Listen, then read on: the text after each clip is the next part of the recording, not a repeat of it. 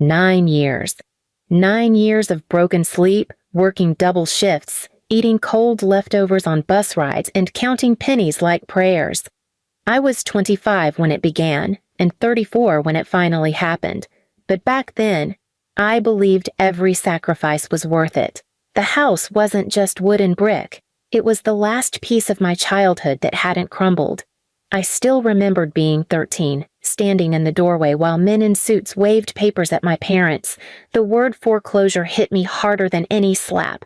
I begged them to fix it, begged them to keep the roof over our heads. My father had sneered, "If you care so much, you pay for it." And so I did.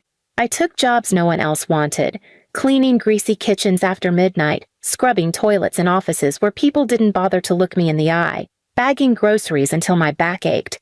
In winter, I wore the same torn coat year after year because the money had to go toward the debt.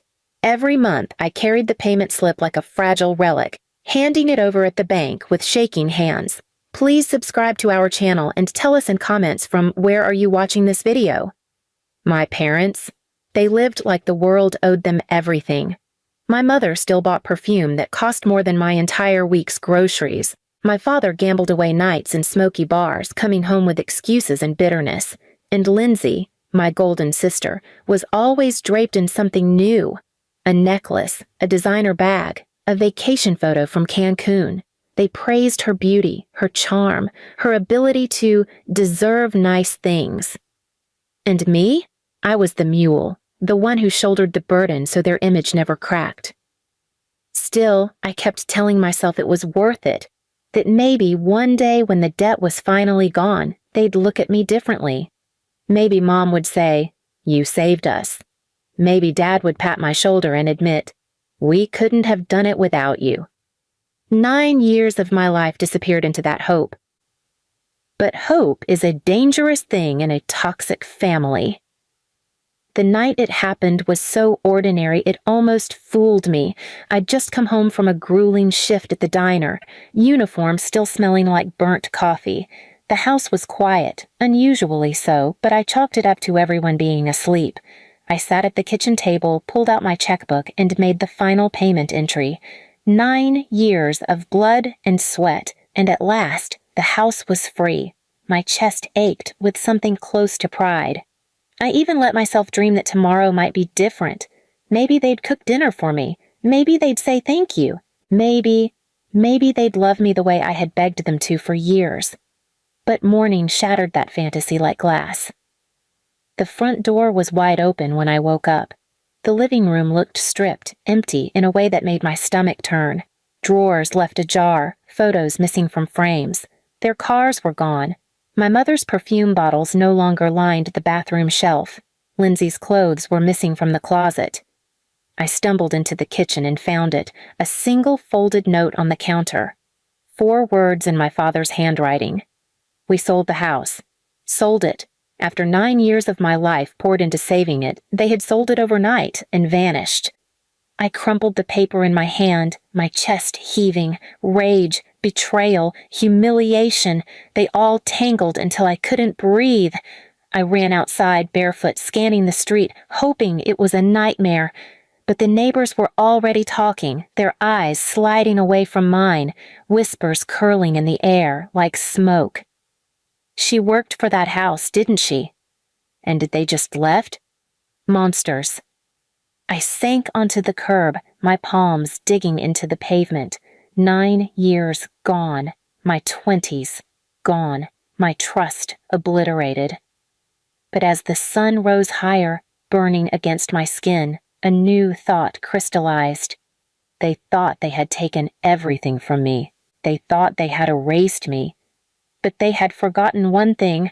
I was the one who had kept this house alive for 9 years.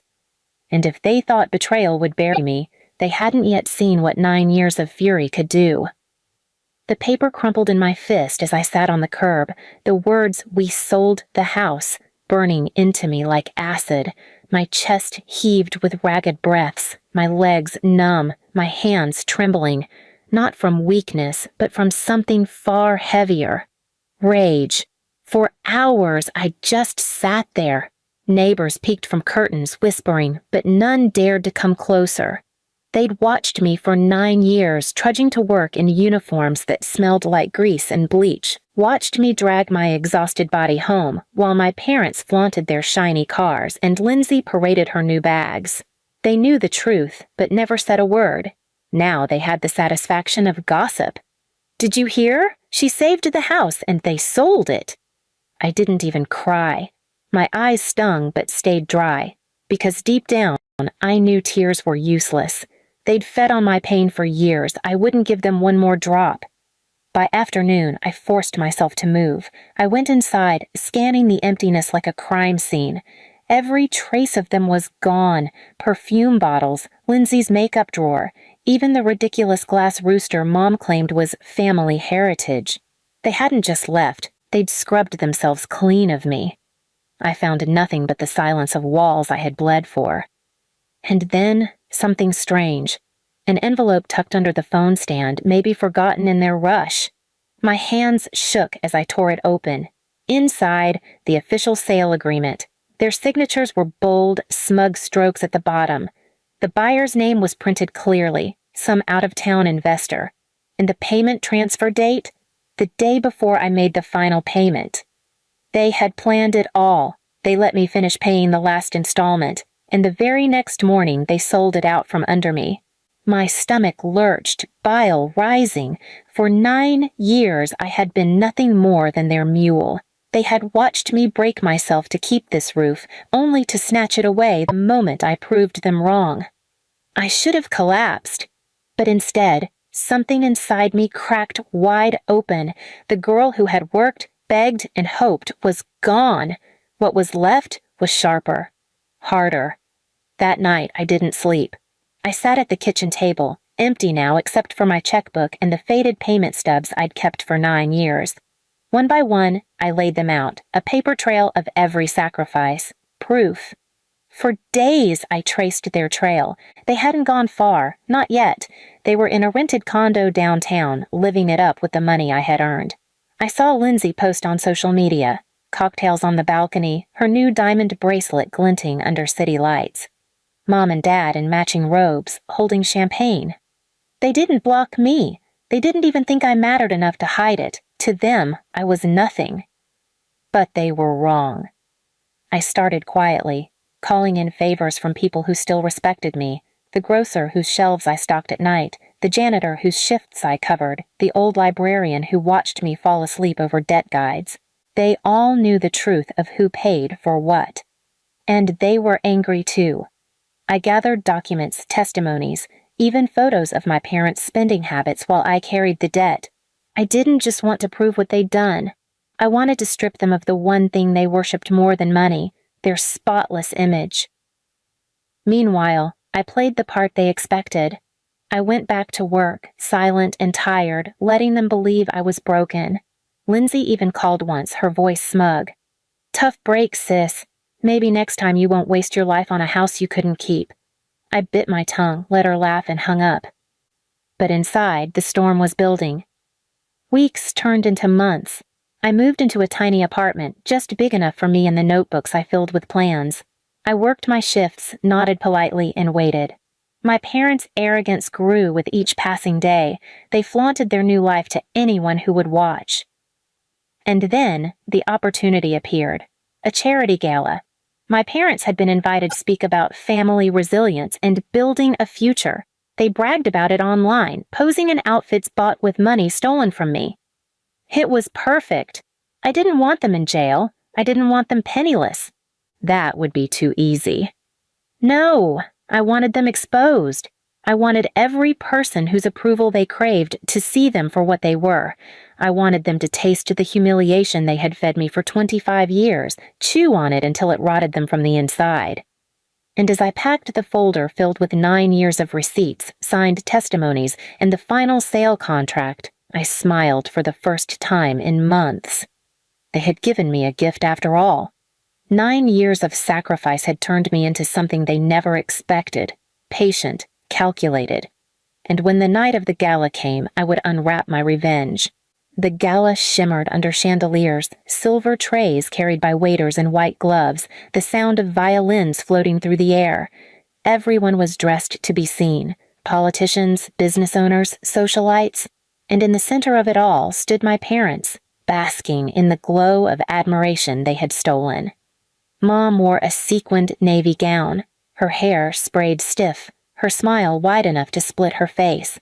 Dad had polished his shoes to a mirror shine, raising his glass to anyone who would look his way. Lindsay clung to their side, sparkling in diamonds bought with the money that was supposed to be our home. I walked in quietly. Not a single eye turned to me. They didn't expect me here, not in a thrifted black dress and scuffed shoes, not in the skin of the girl they'd left behind. But I wasn't there to blend in. I was there to strike. I stayed at the back while Dad took the stage. He tapped the microphone, his voice booming through the speakers. Thank you all for coming tonight. Our family is living proof that with resilience, sacrifice, and unity, you can overcome any hardship. The audience applauded. My chest tightened, but I forced myself still. He continued, puffing up with every word. For 9 years, our family carried the weight of a home in danger, but we stood together. We worked hard, and now, thanks to that effort, we are stronger than ever. I almost laughed. We stood together? He hadn't lifted a finger. Mom joined him on stage, her smile dripping with false warmth. We taught our daughters that family comes first, that everything we do is for love. Tonight, we celebrate not just ourselves, but every family that fights for each other. That was my cue. I walked forward, each step steady, my folder clutched like a weapon. A few heads turned, whispers began. My parents froze the moment they saw me. Dad's smile faltered. Mom's hand tightened on the microphone. Lindsay's eyes widened in horror. Emma, Dad hissed into the mic, trying to laugh it off. What are you doing here? This isn't... I climbed the steps onto the stage and snatched the microphone from him. My voice shook for only a second before steel filled it. You want to talk about sacrifice? Let's talk. The room fell silent. Every gaze locked onto me. For 9 years, I began. I paid every cent of the debt on the house we lived in. 9 years of double shifts, eating scraps, bleeding myself dry while these 3 lived like royalty. My mother bought perfume worth more than my rent. My father gambled. My sister paraded diamonds. And me? I was the mule carrying it all. Gasps rippled through the audience. My parents shifted, their faces cracking. But here's the real truth. I held up the sale contract, my voice rising. The day I made the last payment, the very next morning, they sold the house. They left me with nothing. They stole the only thing I worked for, the only piece of my life I had bled for. I slammed the contract onto the podium. And then they came here tonight to call it unity. The crowd erupted, shocked whispers, heads shaking, people leaning forward to see the papers. Mom lunged toward me, her smile gone, her face twisted. She's lying. She's always been dramatic, always twisting things. But I was ready. I pulled out the folder, spilling the receipts across the podium. 9 years of payments in my name, testimonies signed by neighbors, the ambulance report from the night they had tried to let me die. Lies? I spat, meeting her eyes. These papers are my scars, and you can't hide them. The room turned. A man in the front row muttered loudly, They're frauds. A woman shook her head. Stealing from your own daughter? Monsters. Dad tried to grab the mic back. You don't understand. I yanked it away.